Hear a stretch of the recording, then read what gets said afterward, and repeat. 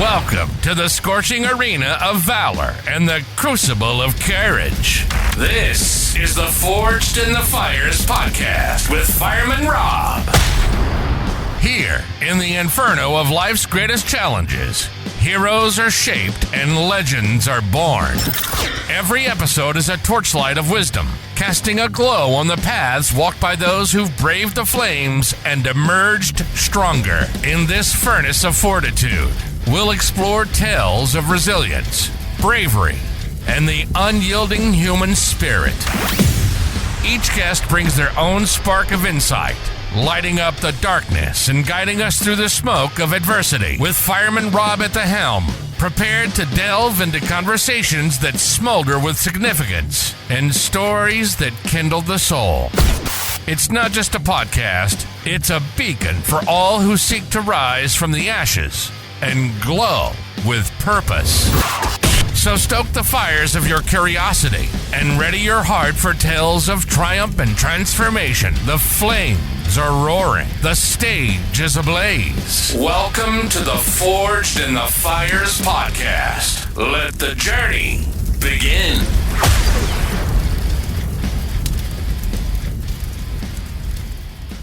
All right, welcome back to Forged in the Fires podcast. I'm your host, Fireman Rob. Today, I have a distinguished guest. He's an amazing individual who has been in the military he was in the military for 23 years. He is, Bronze Star, 8 meritorious service medals, humanitarian service medal, so many more things, but we're actually going to get into that when we start to talk to him. Retired Lieutenant Colonel Oakland. Actually, a lot of people call him Oak. McCulloch, thanks for joining me today. Yeah, thanks, Rob, and absolutely call me Oak. I love this. See, now I like this. I'm on that first name basis. It's such an honor to have you on. I mean, you go through all of your service history. It's amazing, but I want to take a step before that. I remember we were talking before that you were from Illinois. Talk to me about, kind of Oak growing up to be that service person, to take that step into the service. Who were you when you were younger? Yeah, well, I grew up in a small little farm town, about 1,200 people, and everybody knew everybody. And yep. I played baseball, basketball, football in high school. And that's really where I started understanding that, I was always the captain of my team. So I started understanding leadership and the importance of leadership, and I really started to get some experience, and I saw that I liked it. And then when I graduated from high school, I went off to college, did 2 years at the United States Military Academy. Didn't graduate from there, but then I came home and I joined ROTC, and I finished up in ROTC. But during my youth, the people who really had a influence on me, one, my father, obviously. I am who I am because of him, good or bad. Yeah. And then I had 2 great mentors in high school, who I still stay in contact with. My basketball coach, Coach Terry Niedzwicki, and my high school history teacher, Mr. Charles Schindler, who both showed me what servant leadership is all about, that it isn't about you, it's about the people that you have the privilege to lead and serve. And I really, that was my start down the understanding that it wasn't about me. It was about the organization and the people I had the privilege to lead. That's such a huge thing. When you talk about mentors, especially in the military, you have all these young individuals coming into the military. How important is it to, like you said, you had a hand in commissioning over 550 second lieutenants. Those are the mentors that are going out in the field. What kind of responsibility do you feel to be able to make sure that you are putting out the same mentors as you had to be able to get to where you are? Yeah, I think being a mentor is huge because it is our responsibility to help develop that next generation of leaders. Right. And we need to take it seriously. I mean, I always tell people, look, we are going to reap what we sowed. And if we don't do a good job of creating that next generation of leaders, then we deserve everything we get. But, one of the things that I'm always adamant about is that you can have mentors who work for you. I use the example. I was a brand new second lieutenant. I was 24 years old, took over my first platoon, and I had a platoon sergeant. And I remember him like it was yesterday. Sergeant First Class Pinson. He was about 6'5", 250-pound country boy from Mississippi. Jeez. And the first day I took over, I took over, and they were already out on rehearsing a live fire exercise that they were going to do, a dismounted live fire exercise. And I showed up about lunchtime, and he grabbed me by the shoulder and he said, "Come on over, sir, grab a MRE, let's have a lunch." And we went over and we sat underneath a tree, and we were sitting there eating an MRE. And he said, "Look, sir," he said, you're the lieutenant, you're the boss." He said, "We'll do things any way you want to do them." He said, "But I've been in the Army 23 years. He'd been in the Army almost as long as I'd been alive. And he said, "My job is, if you're going to mess up, is to tell you you're messing up. If you still want to do it that way, we'll do it that way. You're the boss." He said, "But it's my job to help teach you." And I took that seriously. And, I always bounced things off of him when I could before I made a decision. But one day I walk in, I remember this vividly. One day I walk into the office and I didn't bounce anything off of him. And I said, "Sergeant Pinson, I think this is what we're going to do." And he looked at me and he said, "Do you really want to do it that way?" and I said, "Well, I thought I did, but maybe not." That's awesome. So I think you can learn just as much from people that work for you as from people that are above you. But the other important thing I always emphasize about mentorship, and I tell all the young people I've had the privilege to mentor, I said, look, if you get out there and you don't have a mentor, there's nobody stepping up, go find one. I promise you there's somebody out there that wants to be your mentor. And it's huge. It really is.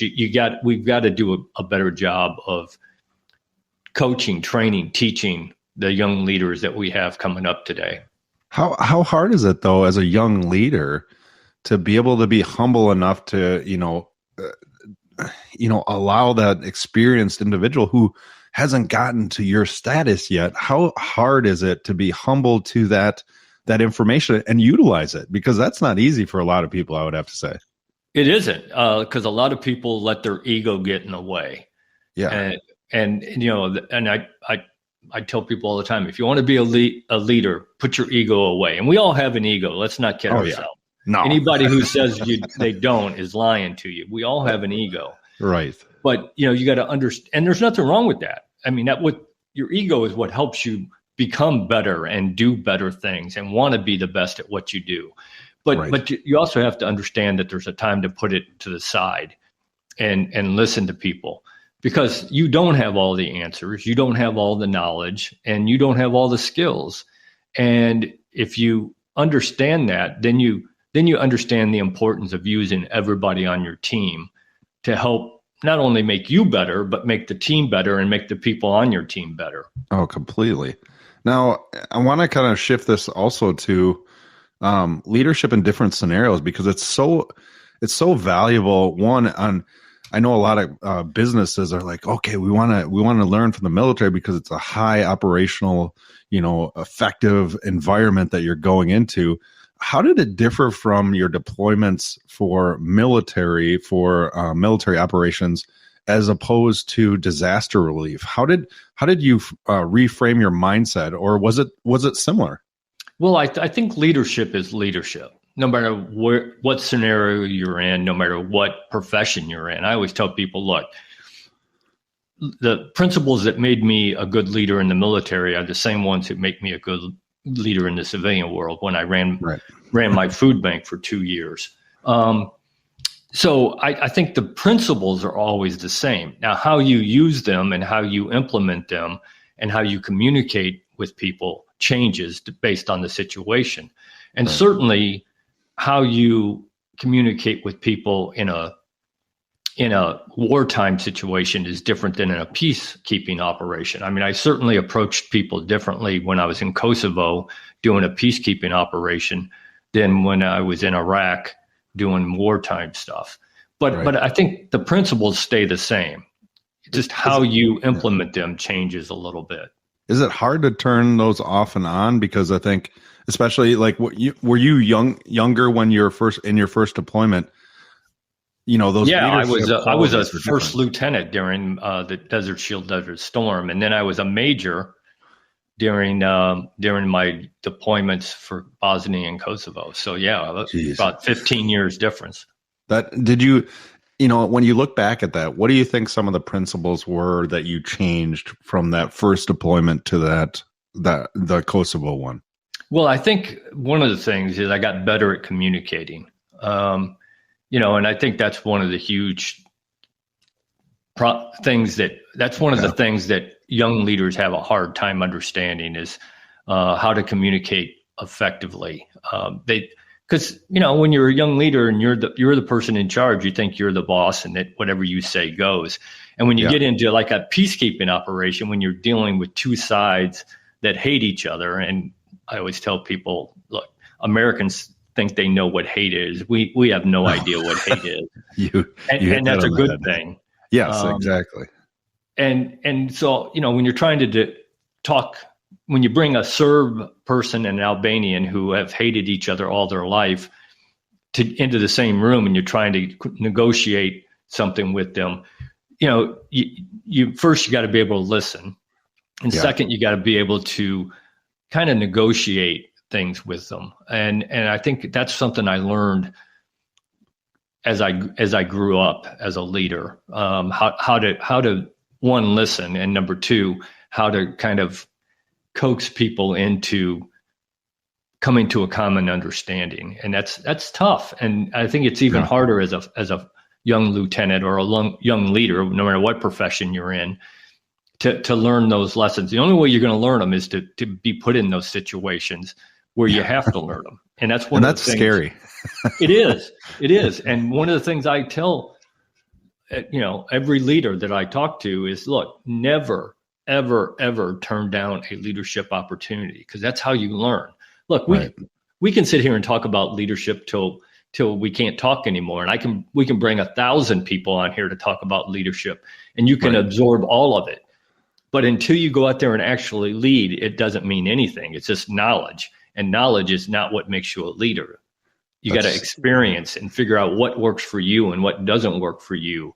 And the only way you're going to do that is to go out there and be a leader. That's such a huge, I love that statement, because I always love to talk about that, is like making sure to have as many tools in your toolbox as you can, but also understanding how to use them in your own life, because that's critical. And I love your quote's perfect for that, because it says, today's leaders have a responsibility to inspire the leaders of tomorrow.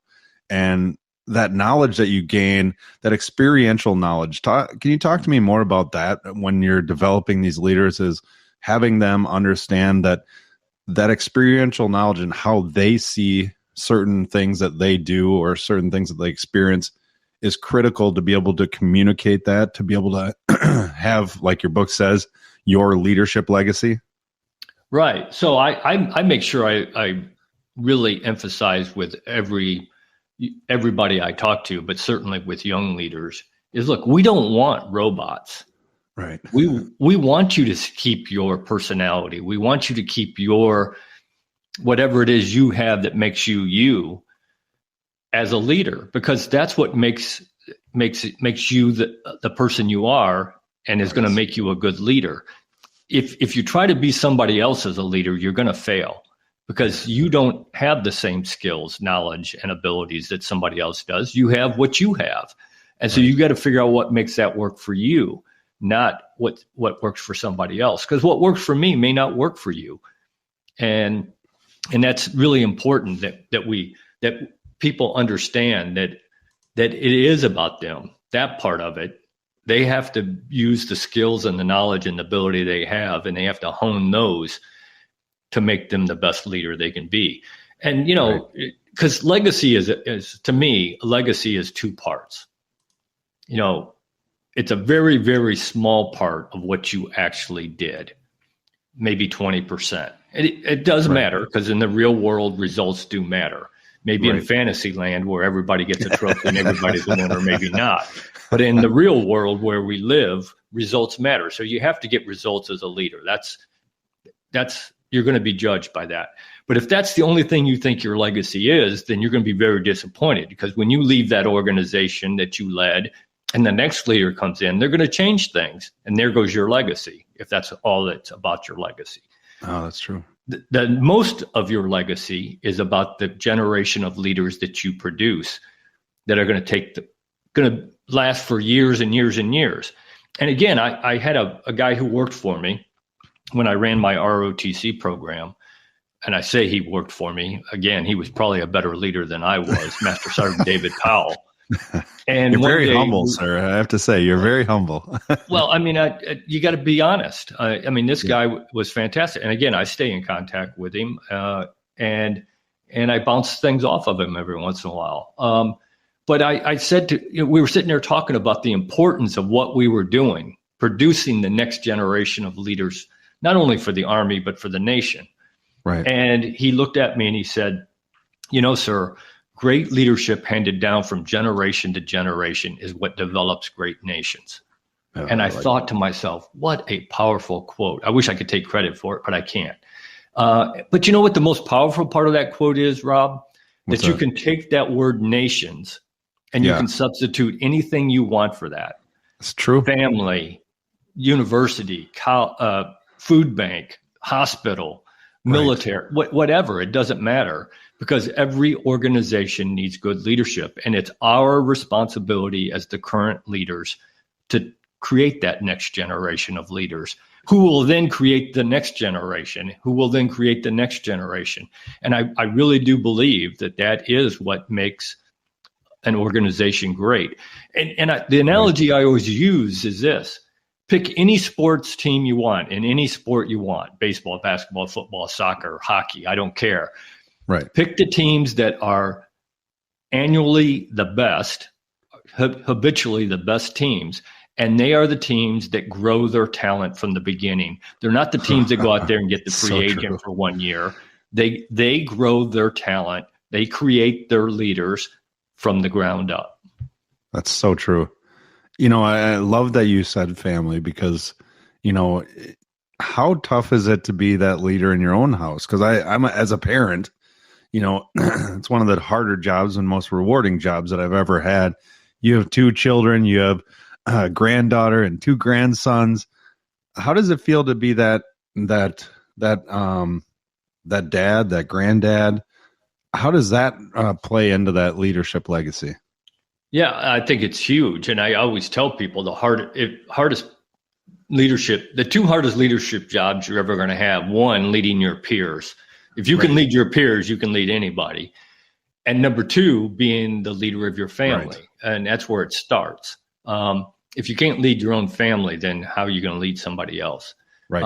But it's not easy. I mean, it's just like any other leadership position. You got to earn it every day. You got to set the example. You got to help create them as a person, instill knowledge, instill values, instill all those things. And I take that very seriously. Even as a grandfather, I always kid people, I'm just an old man trying to get to heaven. There's no rules with my grandkids, but there are. Awesome. I do take it seriously that I do. It is kind of my responsibility, not the responsibility, because that's their mom and dad's responsibility, but it is kind of my responsibility as well to instill some of the things that I believe are valuable for them growing up. And my wife and I take that very seriously when we spend time with our grandchildren. But it's not easy. It's not easy being a parent. If it was, then everybody'd be a great parent. And we all know that's not true. But and we'd all feel good all the time, right? Yeah, exactly. But I think, if you just remember that, set a good example. I think that's the number one key. When as an officer, I approached every day, even as a leader, but certainly as an officer, I approached every day that my number one job was to make everybody I had the privilege to lead want to be like me every day. That's awesome. And I think if you approach life that way, then you're going to do okay. Oh, that's so true. That's so true. I love it. I want to make sure everybody knows, make sure you can go to ltcoak.mcculloch.com. You can also go on Amazon and get your book, Your Leadership Legacy. I love the last part, becoming the leader you were meant to be. How a lot of people always fear, like, am I going down the right path? Am I, once I go down this path, can I turn and pivot to be the leader that I want to be because I was following this person and this wasn't right? And how hard is it, or what would you say the best tip you have for being flexible to finding your leadership style? Yeah, that's a great question. And I'm a firm believer that leadership is a journey. It's not a destination. You don't get there one day and all of a sudden you're the greatest leader in the world. If you ever think that, go do something else, because you're not going to be any good at it anymore. I don't care if you have been a leader for 50 years. You can always learn something new. And that's the thing I always emphasize with leaders is keep trying to improve, keep trying to learn something else. Learn a new technique of how to do something, learn something new every day, learn from the people that you have the privilege to lead. Don't think that they can't teach you something, because they certainly can. They've taught me plenty.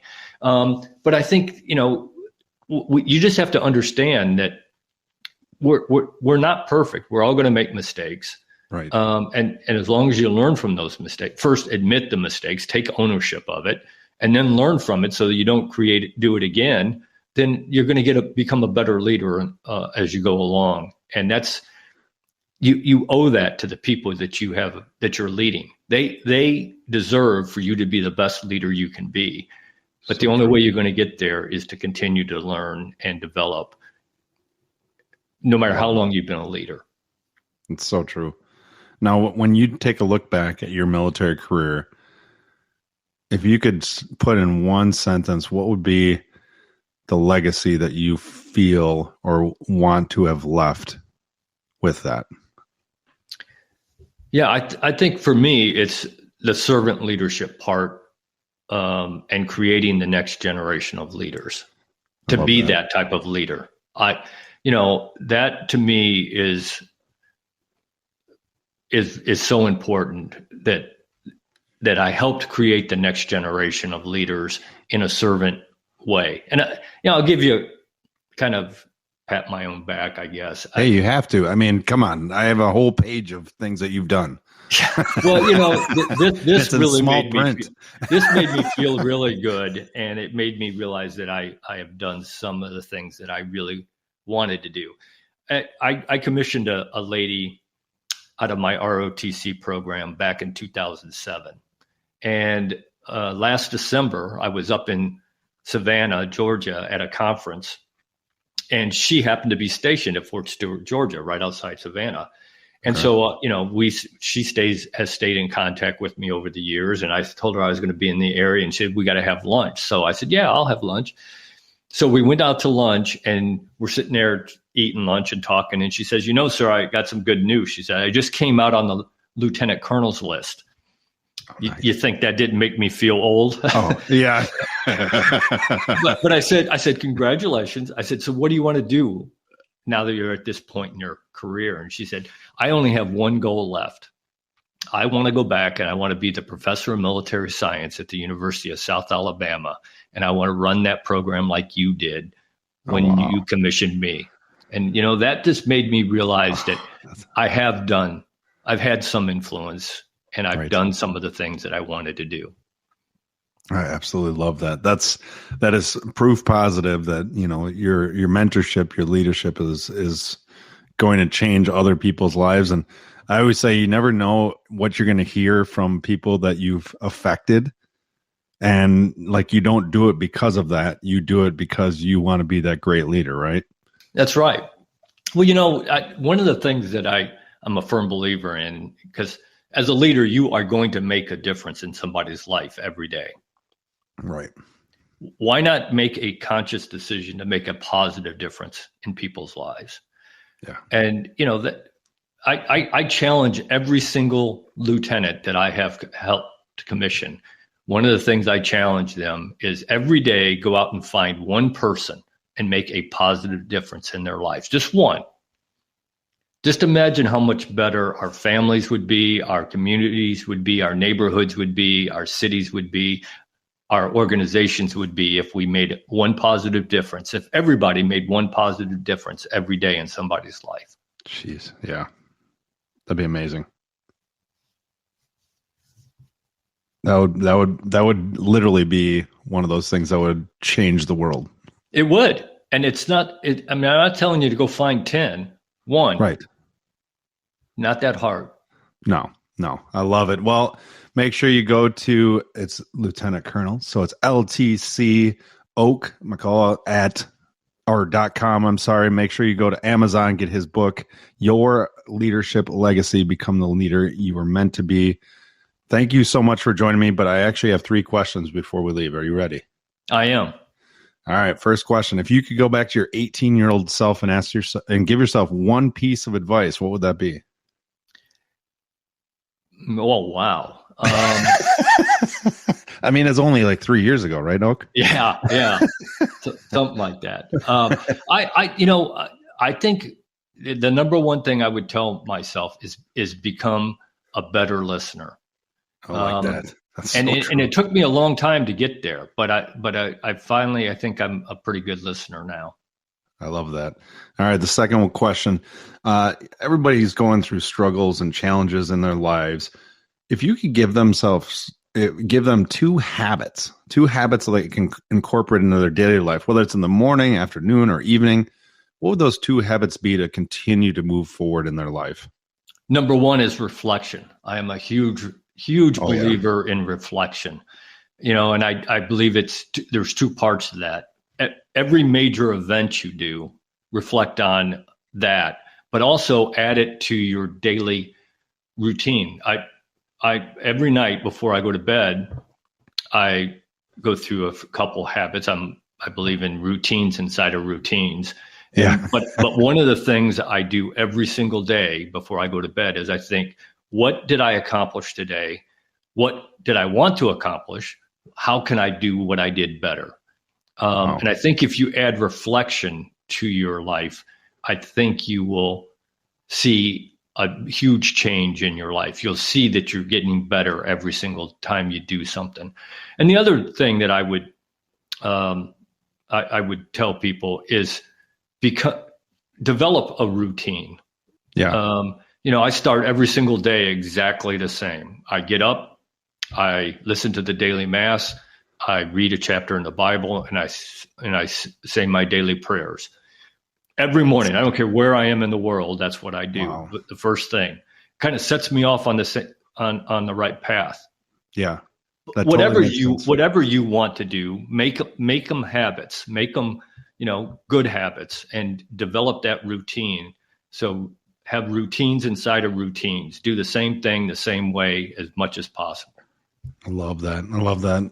This last one's going to be exciting because I have no idea where you'll go with this. So if you could have coffee at a firehouse table, so in other words, all questions are on the table, you can ask whatever, everything's going to be answered, with 3 people, they can be deceased or alive, who would those 3 people be and why would you choose them? Wow. That's a fun one. Number one, I'll pick a live person. Number 1, Elon Musk. Oh, there you go. Whether you like him or hate him, and there's plenty of people on both sides of that, he is an amazing man, and I would love to pick his brain. Love that. Yeah, I think he certainly is a huge influence in the world today, and I don't think it's over. So I would love to do that. Number 2, I think President Ronald Reagan. Oh, that's a good one. He was a hero of mine when I was growing up. My young years in the Army, he was the president. My young years in the Army, and I looked up to him and thought he was doing a good job, and I would love to sit down and talk to him. Awesome. And I think the third person that I would want to talk to is Vince Lombardi. Oh, you run right up into Wisconsin. I love this. Well, and being a Chicago Bears fan, yeah, you're going to get ostracized. That hurts me to say that. But without a doubt, the greatest football coach and maybe even the greatest coach that's ever lived. I use a lot of his quotes, and I put a few of them in my book, and I use them all the time in my talk because he understood. Again, he was a servant. He was a demanding leader, but he was a servant leader. He understood that it wasn't just about winning championships, although he was very good at that. Yeah. He understood it was about making better people and making not only making his team better, but making the people on his team better. And that just fits right into my philosophy. And he's one of the reasons I probably have that philosophy. But I would love to pick his brain. I love that. Well, Oak, it's been such an honor and a privilege to have you on here today. And, I appreciate all you're doing, and make sure you go out there and buy his book, Your Leadership Legacy. Thanks again, Oak, for being on today. Oh, thanks, Rob. This was great. Thanks for listening and supporting the Forged in the Fires podcast with Fireman Rob. Remember, don't forget to like and subscribe to this podcast. And please share this episode with a friend or family member. To find out more about Fireman Rob, or if you have a question, go to www.firemanrob.com. Until next time, live your life forged in the fires.